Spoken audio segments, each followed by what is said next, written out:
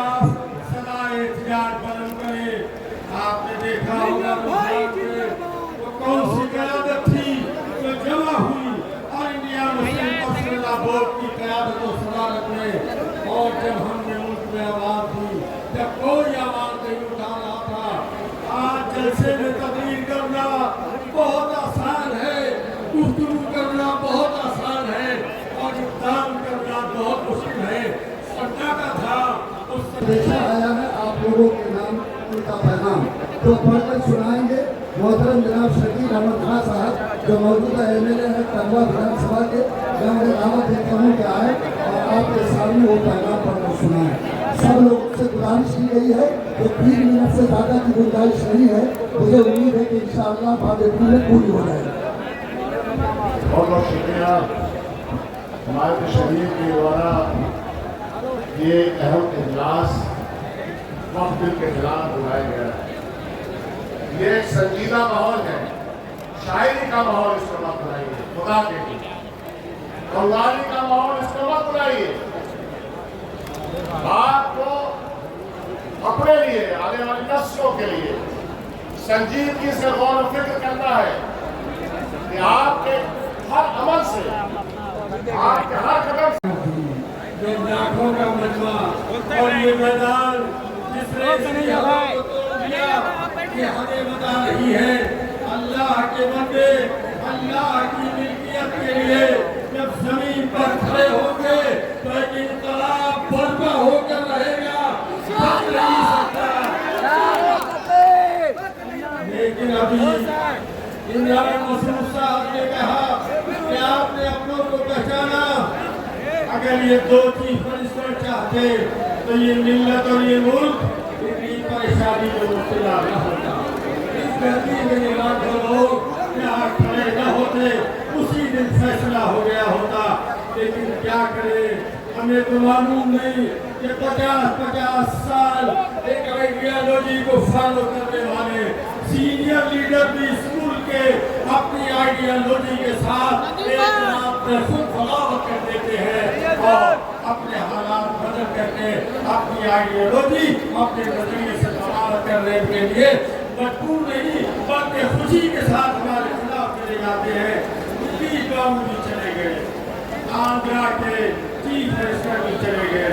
बिहार के लोगों इसको याद रखना, तुम लोग मुसलमान हो, तुम इस मुल्क के सच्चे शहनाई हो। उस दिन को उस रात को याद रखना कि 232 आप हजरात को बहुत बहुत मुबारकबाद।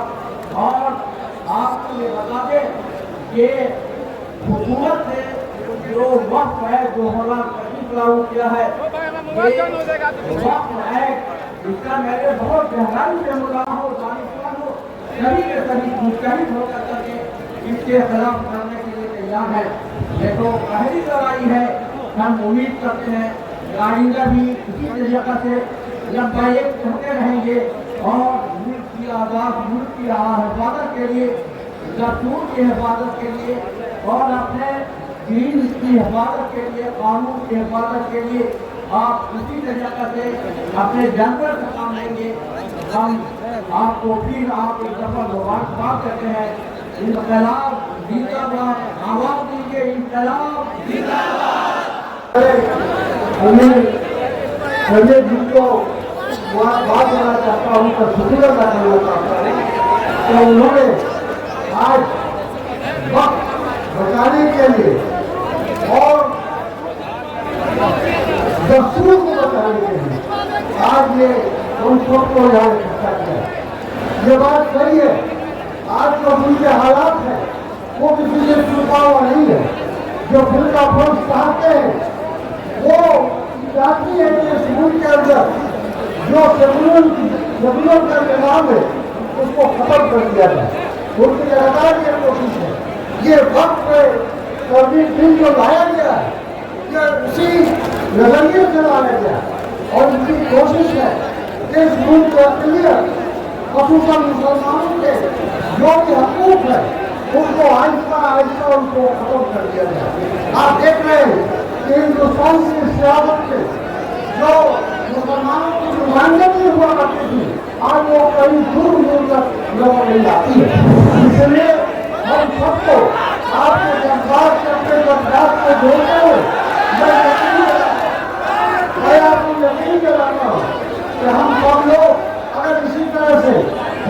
के साथ, हिम्मत के साथ अगर अपनी लड़ाई लड़ेंगे तो हमारे साथ सिर्फ वक्त देने नहीं है, तमाम हिंदुस्तान की सेकुलर पार्टियां, सेकुलर मिजाज के लोग जो इस मंच पर भी आपको नजर आ रहे हैं, ये सब हमारे साथ है।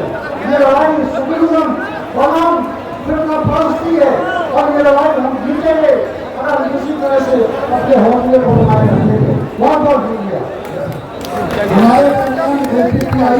हमारे कामयाबी और कामयाबी मिले।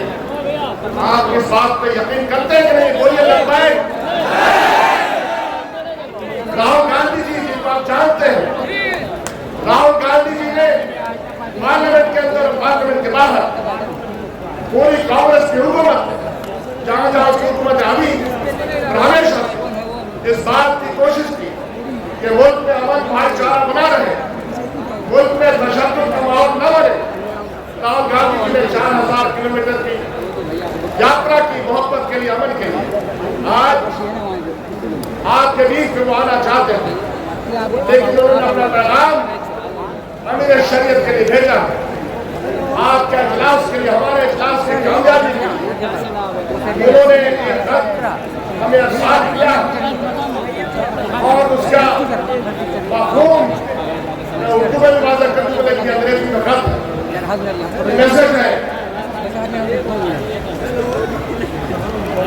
कांग्रेचुलेशन हिमालय शरिया बिहार, उड़ीसा, झारखंड और दिमाग बचाओ, संविधान बचाओ कॉन्फ्रेंस पटना में होने वाले इस संविधान बचाओ मत बचाओ इजलास को मैं मुबारकबाद देता हूँ। Our Constitution is built on inclusivity and brotherhood. हमारा संविधान हमारे भाईचारे के ऊपर मबनी है। India mutual respect for all faiths and ways of life is crucial.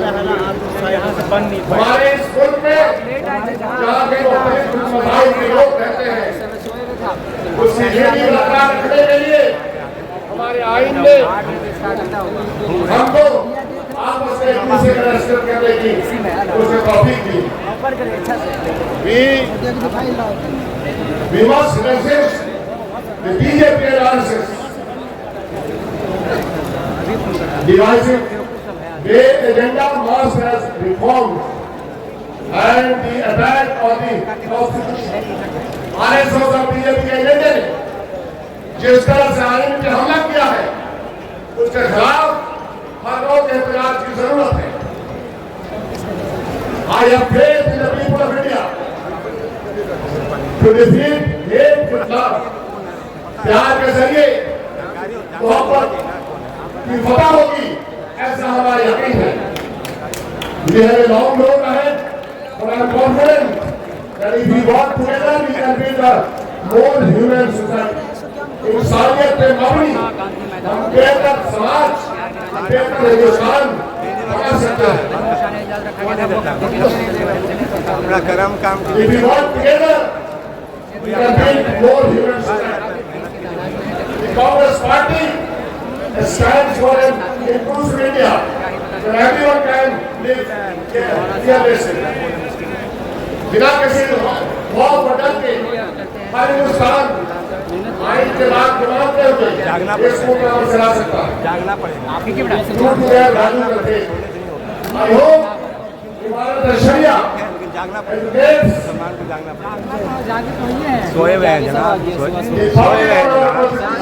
जैसा कि आप जानते हैं कि देश में 2 धारा कुछ लड़ाइयाँ चल रही हैं। एक धारा संविधान खत्म करने का और दूसरे धारा हमारी हकों का खत्म करने का। मेरा मानना है और जो है हमारे नेता राहुल गांधी जी का मानना है कि जब ये संविधान नहीं बचा तो इस मुल्क के तमाम लोगों का हक चला जाएगा।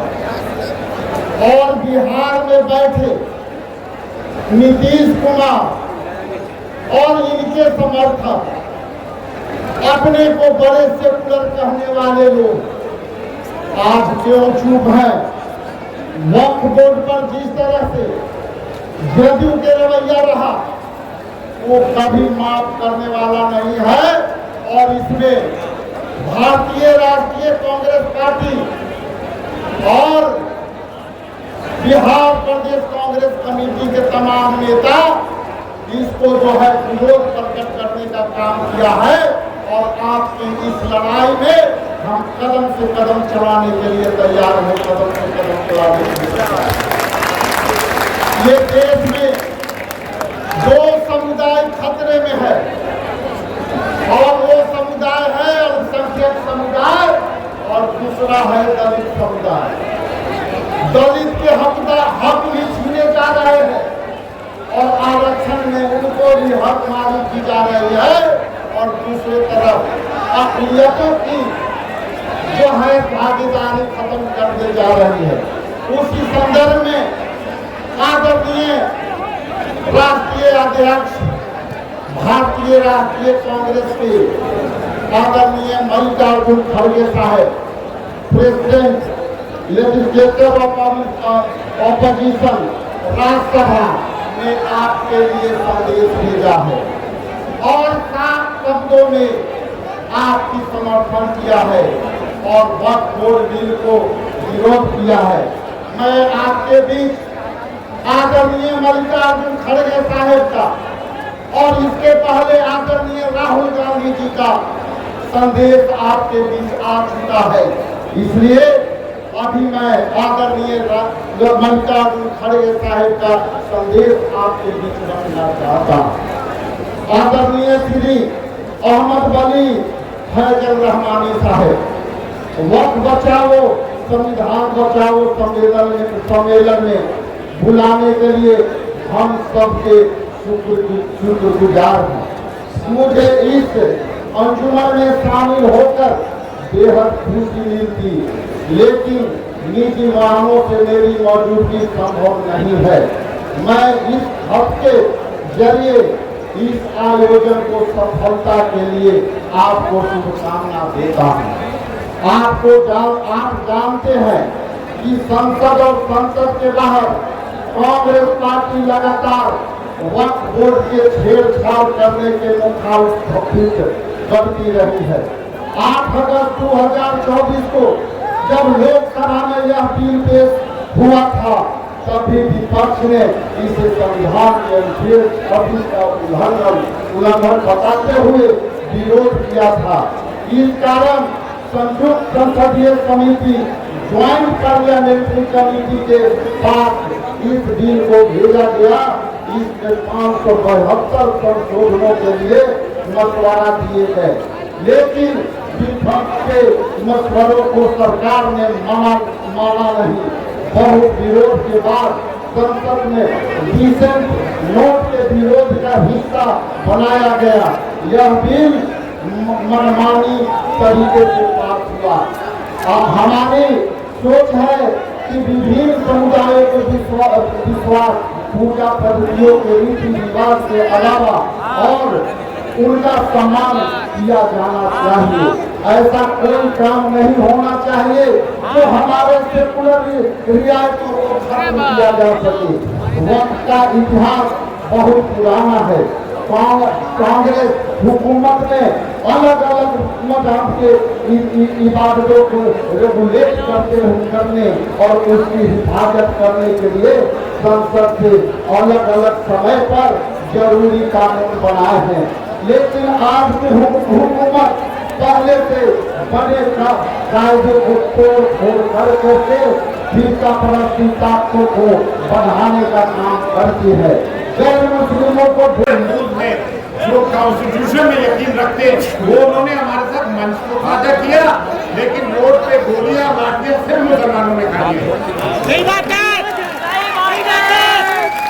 लड़ाई हमारी है। अगर ईरान ये सोच देता 57 मुल्क के मेरा साथ देंगे तो आज लड़ाई हार जाता।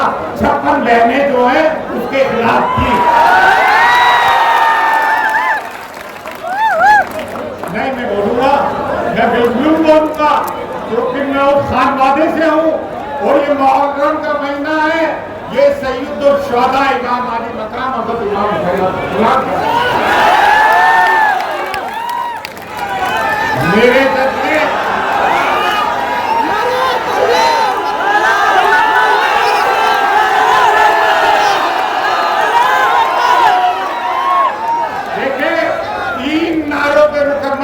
के बाद 3 नारों पे नारे तकबीर, नारे तकबीर, नारे रिसालत, नारे रिसालत, वो नारा जिसकी वजह से ईरान फातेह हुआ और करबला जिसने अपनी नदी बनाई, वो नारा है हैदरी, नारे हैदरी।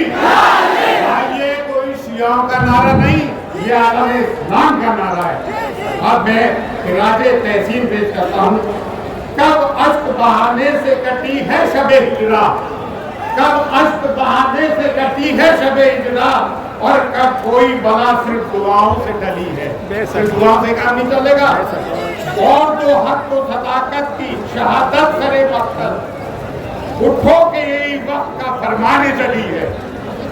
और हम राहे रवा दस्ते बला रोजे अदल से, और काफिला सलार हुसैन इब्ने अली है, काफिला सलार हुसैन इब्ने अली है। देखिए एक बात और चली हुई है, आजकल टीवी में बताया जा रहा है एक्स मुस्लिम, क्या बताया जा रहा है, क्या बताया जा रहा है, इसने इस्लाम छोड़ दिया।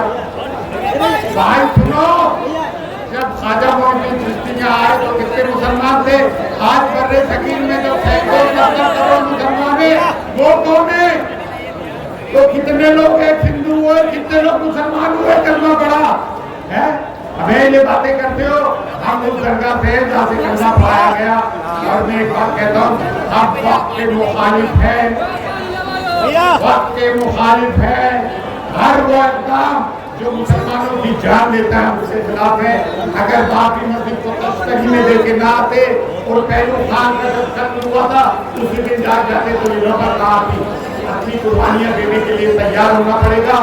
कोई नहीं आएगा, यूएपीए में भी तुम बंद होगे, परेशान भी तुम बंद होगे। मैं आप सब लोगों का जो यहाँ पर पूरे बिहार के लोग यकीनन हजारों नहीं बल्कि लाखों की तादाद में तशरीफ लाए। और आपको ये समझना होगा कि ये जंग न सिर्फ फैसल रहमानी साहब या उस्मान बल्कि नहीं, बल्कि इस मुल्क के तमाम मुसलमान और हक और इंसाफ पसंद लोगों की ये जंग है।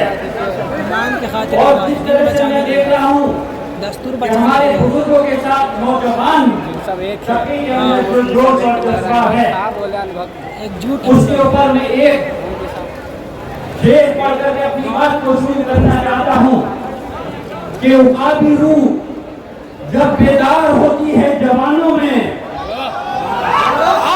उकाबी रूह जब बेदार होती है जवानों में, नजर आती है उनको अपनी मंजिल आसमानों में।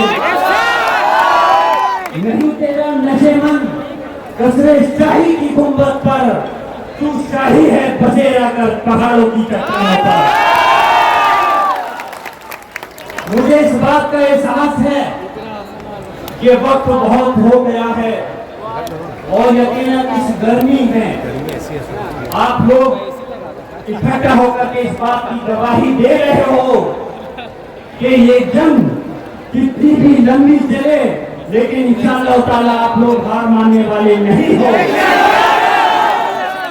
कैसे हार मान लें?